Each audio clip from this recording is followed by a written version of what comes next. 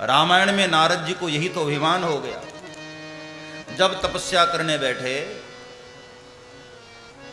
हिमगिरि गुहा एक अति पावन, हिमगिरि गुहा एक अति पावन, हिमगिरि गुहा एक अति पावन, हिमगिरि गुहा एक अति पावन, बह समीप सुरसरी सुहावनी, बह समीप सुरसरी सुहावनी, बह समीप सुरसरी सुहावनी, बह समीप सुरसरी सुहावनी,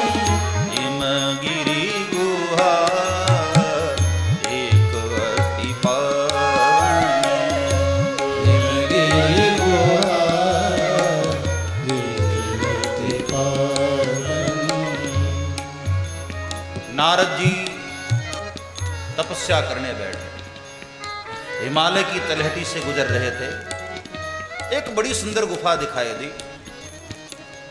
सुरसरी गंगा बह रही हैं हिमालय की तलहटी में और बड़ी प्यारी गुफा है। तो वहां नारद जी ध्यान करने बैठे। अब ऐसा ध्यान लगा नारद जी का, अखंड समाधि लग गई। वर्षों बैठे रहे ध्यान में और इतना तप बढ़ा, देवराज इंद्र घबराया कि कहीं ऐसा न हो कि नारद जी तपस्या करके हमारा स्वर्ग ले लें। बहुत डरता रहता इंद्र।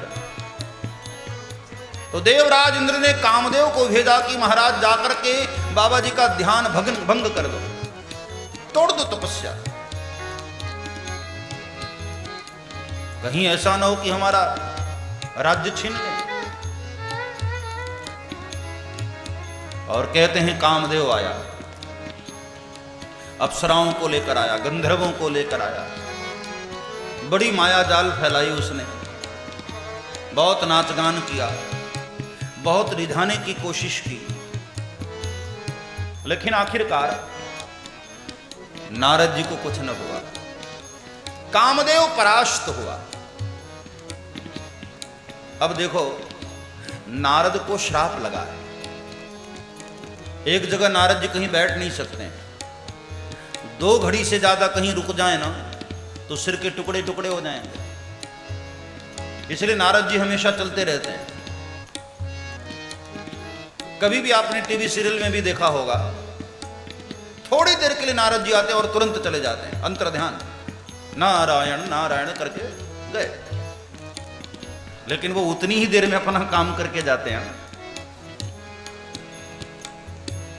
अब एक जगह बैठ नहीं सकते हैं, लेकिन इतनी देर तक नारद जी वहां बैठे रह गए, तप करते रह गए, फिर भी कुछ हुआ नहीं। क्या कारण था? केवल प्रभु की कृपा ही तो ना। वहां बैठना ही नारद जी के वो समझ जाना चाहिए कि मैं इतनी देर तक बैठ गया तो ये प्रभु की कृपा है। नारद जी को भी माया ने ऐसा पकड़ लिया कि नारद जी को अभिमान हो गया। बैठने वाली बात तो भूल ही गए। ये कामदेव जो चरणों में गिर गया ना, तो नारद को लगा कि मैं काम विजेता हो गया। देखो तो, भगवान शंकर भी काम से परास्त हो गए, मैंने काम को जीत लिया। मतलब यह हुआ कि मेरी साधना भोलेनाथ से भी आगे बढ़ गई। नारद को अभिमान हो गया। यही अभिमान हमें और आपको हो जाता है। यही जस रघुपति करहि जब सो तस तेहि छन हो।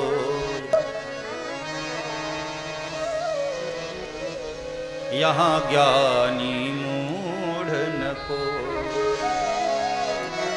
न यहाँ कोई ज्ञानी है न कोई यहाँ मूढ़ है।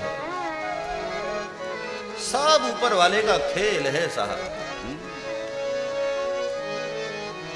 आपको अच्छा बोलना आता है, गाना आता है, बजाना आता है, नृत्य आता है, तो इसमें आपकी मास्टरी नहीं है, वो आपके द्वारा करवा रहा है। इसलिए अपनी कला पर हमको अभिमान नहीं होना चाहिए।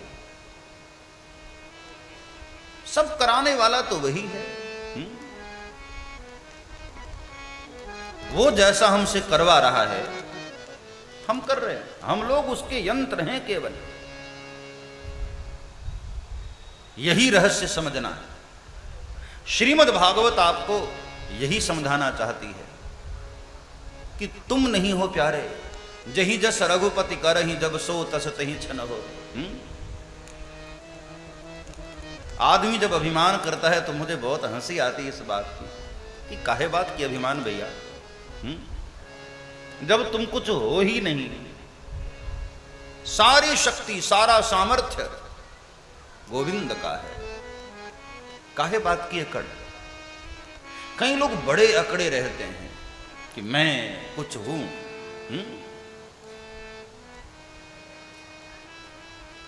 और कभी कभी ऐसा अभिमान टूटता है उनका, तब भी अकल नहीं आती, तब भी अकड़ में ही रहते हैं। और ऐसे लोग ही फिर उस कर्म के बंधनों में बंध भी जाते हैं। महात्मा लोग इसी रहस्य को तो जान लेते हैं। यही तो ज्ञान है। ये किताबों को पढ़ लेना ये कोई ज्ञान नहीं है, इसी रहस्य को जान लेना यही ज्ञान है। करने कराने वाले हम नहीं हैं, हमारे पीछे कोई और है। वो कहानी आपने सुनी होगी, एक फकीर एक राजा के दरबार में आया, मांगने वाला भिक्षुक। तो जैसे ही राजा के दरबार में आया उसने 3 बार झुक करके राजा को प्रणाम किया। राजा ने कहा, आओ फकीर आओ, स्वागत है। बड़े दिनों से मेरे मन में एक प्रश्न चल रहा था, कहीं उत्तर नहीं मिल रहा था। अच्छे मौके पर आए हो, एक प्रश्न का जवाब दो। ईश्वर ऊपर बैठकर करता क्या है? हम लोगों के पास तो पत्नी है, बच्चे हैं, व्यापार है, दुनियादारी, सब बहुत सारे काम हैं, तब भी कभी कभी हम बोर होते हैं। हाँ, दुकानदारी है, बच्चे हैं, पत्नी है, परिवार है, रिश्तेदार है, सब कुछ है, फिर भी कभी कभी बोर होते। वो तो अकेला है, पूरे ब्रह्मांड का मालिक, तो वो क्या करता है, वो बोर नहीं होता। ये बात सुनकर के वो भिक्षुक बहुत हंसा। कहा, राजन सच में प्रश्न का उत्तर जानना चाहते हो? राजा ने कहा कि हां बेशक। तो भिक्षुक ने कहा कि जो मैं कहूं मानोगे मेरी बात? राजा ने कहा बिल्कुल मानूंगा, लेकिन प्रश्न का उत्तर मुझे चाहिए। तो भिक्षुक ने कहा, उस फकीर ने कहा, बादशाह यदि उत्तर जानना है तो वहां सिंहासन पर बैठकर नहीं, यहां आओ मेरी जगह, और मैं आता हूं वहां। राजा ने कहा ठीक है, नो प्रॉब्लम। राजा सिंहासन से उतर करके यहां आ गया, फकीर वहां गया। राजा ने कहा कि हां भिक्षुक, अब तो बताओ क्या करता है ईश्वर? तो भिक्षुक हंसते हुए कहा कि बादशाह ऐसे कैसे बता दूं? आप जब यहां सिंहासन पर बैठे थे तो आपके सिर पर ये ताज भी तो था, मुकुट भी तो था। बादशाह ने कहा कि ओ, तो ये मुकुट चाहिए? बोले हाँ, मेरे सिर पर ये ताज लगाओ। तो भिक्षुक जो है, मांगने वाला, बादशाह ने, राजा ने अपना ताज उसके सिर पर रख दिया। कहा चलो अब बताओ क्या करते हैं प्रभु?